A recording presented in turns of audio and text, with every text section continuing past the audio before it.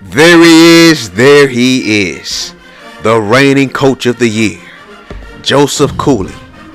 The Hornets end the season on a 12-game winning streak, finally winning a bowl game, beating the Northwestern Wildcats in Detroit, our home away from home. What a season it was for the Alabama State Hornets. In that bowl game, Justin Chambers was named Offensive Player of the Game as well as Offensive Player of the Week. Jason Moore, though, coming up with those two big strips. Unfortunately, we couldn't do anything with them, but he had 5 tackles. He wins Defensive Player of the Week. Justin Chambers is all over this magazine this week, man. The world wants to know more about this man. NFL scouts are starting to lick their chops now after what they saw. So as you see on your screen, the USC Trojans win the national championship, and Dwayne Jarrett sets a school record for career touchdown catches with 44, beating Mike Williams. As a matter of fact, there goes Pete Carroll right there as they defeated the Georgia Tech Yellow Jackets of the ACC in a close game. The Trojans went undefeated and not only winning the national championship, winning the Pac-12 title, they finished the season on a 12-game winning streak, carrying on next season, just like we did. So as we look down the top 25 polls at the end of the season, you will see some shockers. You see Virginia Tech fell to number 9. Miami won their bowl game. And then the Big 12 champions went from 10 to 14, the Oklahoma Sooners. And then finally at the number 18 spot, you have the Alabama State Hornets, finishing the season in the top 25 as the winners of the MAC SWAC. What a season it was for Alabama State, man. Just an amazing season. Many fans are calling this team the greatest team that Alabama State has ever had.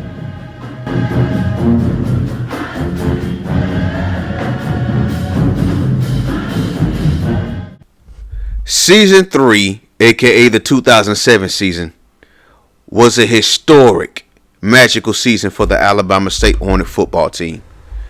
There's many ways to describe them. This team was clutch. This team dominated. This team ran through the ram shots every week. This team also fought through adversity in close games. This Hornet football team, many are calling it the greatest team that Alabama State has ever had, and also referring to this team as one of the greatest teams in the history of HBCU football. Season 3 was full of events and full of drama. The first game of the season was against the West Virginia Mountaineers in a hostile environment.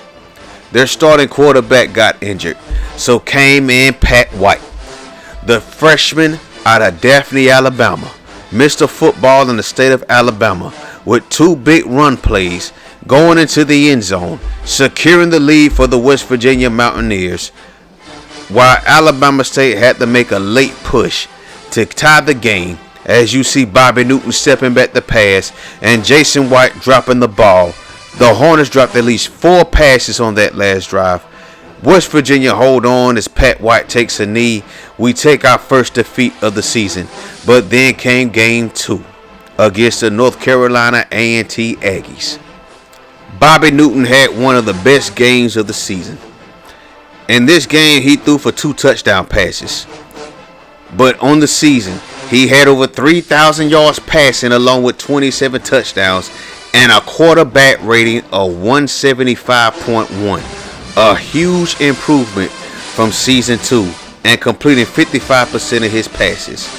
But in the end, the offense didn't look too great as it was the Kevin Scott, Bobby Newton, and Jason White show. The defense, for the most part, had a shutout all the way up to the end of the game, where North Carolina A&T had 2 big rushing touchdowns. But we held on long enough to get the victory. We win our first game of the season. Then Prairie View comes to town. And the story of this game was our defense, starting with Cedric McNeil. He had 37 tackles on the season, 2 interceptions. This one went for a pick 6, and he had 13 deflections on the season. Cedric McNeil was absolutely amazing, but he did have some questionable burnt plays. But for the most part, he was pretty good.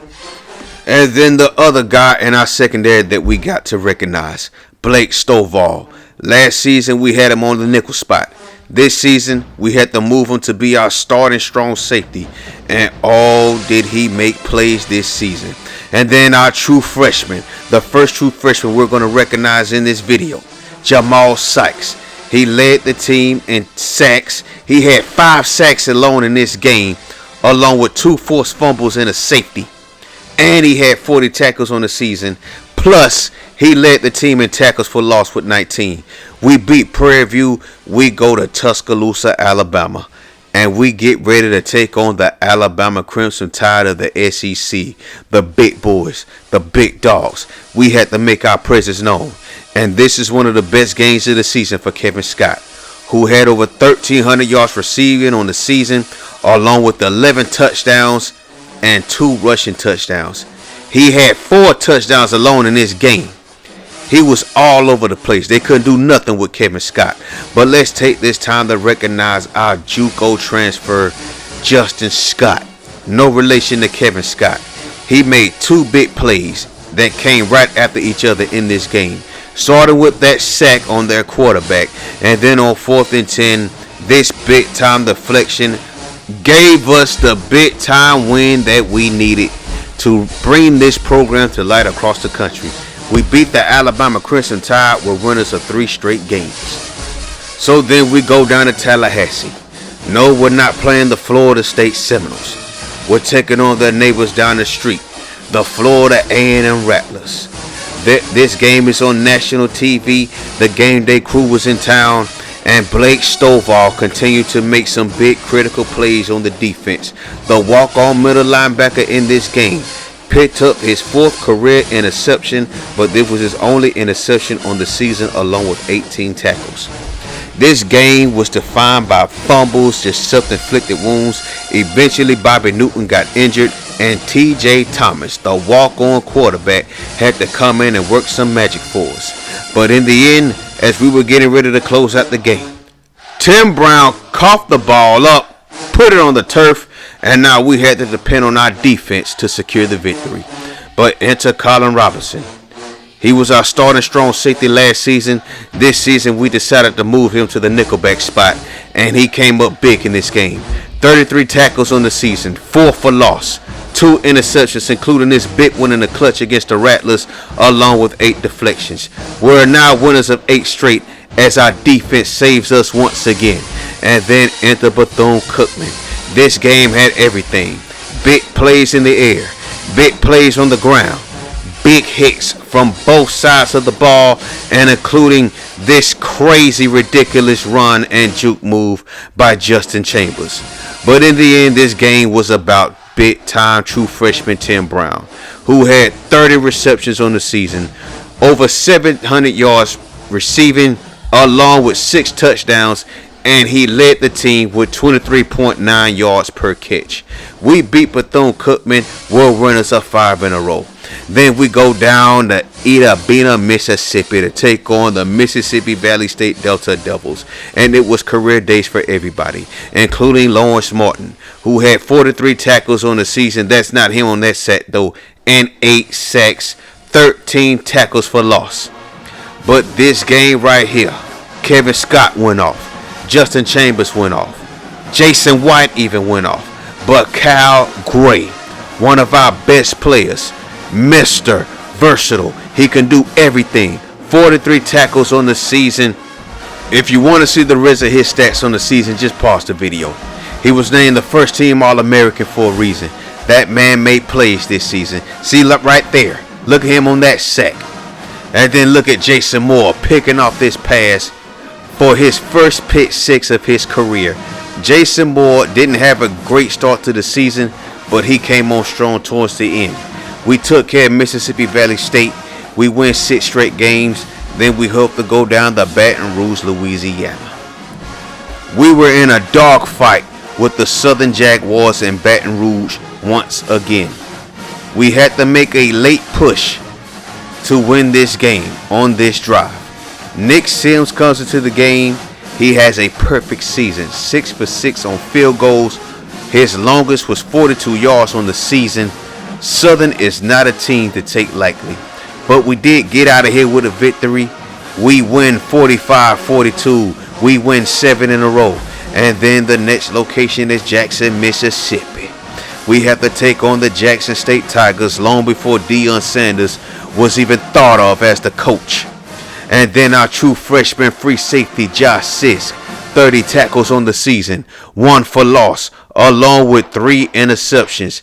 He made some big time plays. He set us up on offense from his big play on defense.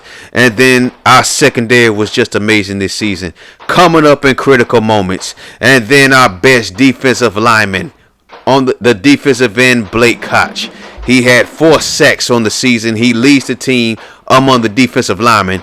1 forced fumble, which was that right there on Silver, along with 10 tackles. I know that's not a lot, but 8 of those tackles were for loss. And then, of course, Kevin Scott.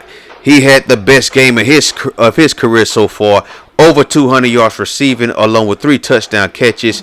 We beat Jackson State, and then we got Grambling back at the crib. The G-Man, the men from the hole. And then Jason White with this touchdown catch. He had 48 receptions on the season. He breaks through the 1,000-yard mark for the first time in his Hornet career, along with 10 touchdowns, matching his touchdown total from his freshman year. Well, we didn't do much on defense. Neither team did anything on defense, but we did enough to beat Grambling. We win 9 straight games. And then the season finale, senior day versus the Arkansas Pine Bluff Golden Lions. You see the man everybody came to see. The man all the way from VA. Getting ready to change the history books. But let's look at Jason Moore's numbers on the season. 47 tackles. He led the team. He tied the team lead with 3 interceptions. He led the team with 2 pick sixes, along with 6 deflections and 3 forced fumbles, which also leads the team. Jason Moore once again started off rough on the season, but he ended the season very, very strong on the downhill. But look at Justin Chambers' numbers. Over 3,000 yards rushing on the season. 41 touchdowns. 11.5 per carry. 1,159 yards after first contact, along with, you see it, 90 broken tackles. The greatest single season in the history of college football. We took care of Arkansas Pine Bluff, and now we have to take on the Texas Southern Tigers for the MAC SWAC championship game. And this game on offense was not only about Justin Chambers, but it was about Tim Brown making big plays in the clutch. Justin Chambers is automatic at this point. We expect 230 yards every game from him now. But we ended up defeating the Texas Southern Tigers. We repeat as SWAC champions, and we get out of Detroit with a W just to go back to Detroit for our bowl game. Once again, we're back in the Motor City Bowl. We're taking on the Northwestern Wildcats of the Big Ten. And with less than 40 seconds left in the game, they take a late lead. And now we have to put in and establish a big-time game-winning drive. Our win streak was on the line. Our losing streak was on the line in bowl games. Coming into this bowl game, we've only scored 7 total points in 2 bowl games, while getting blown out in both of them. But all season 3, this Hornet team showed that they're resilient, that they're persistent, that they don't give up, that they have character. The man all the way from VA doing what he does best, scoring touchdowns and chugging up yards. He had 5 touchdowns in this game, along with over 200 yards rushing. Chambers gets into the end zone. We beat the Northwestern Wildcats, 45-42. We clinch our first bowl win of this series, and we end the season on a 12-game winning streak. This team is just getting started. We still have so many goals we got to accomplish. But join us next time as we get ready for the off season. Thank you for watching. Peace.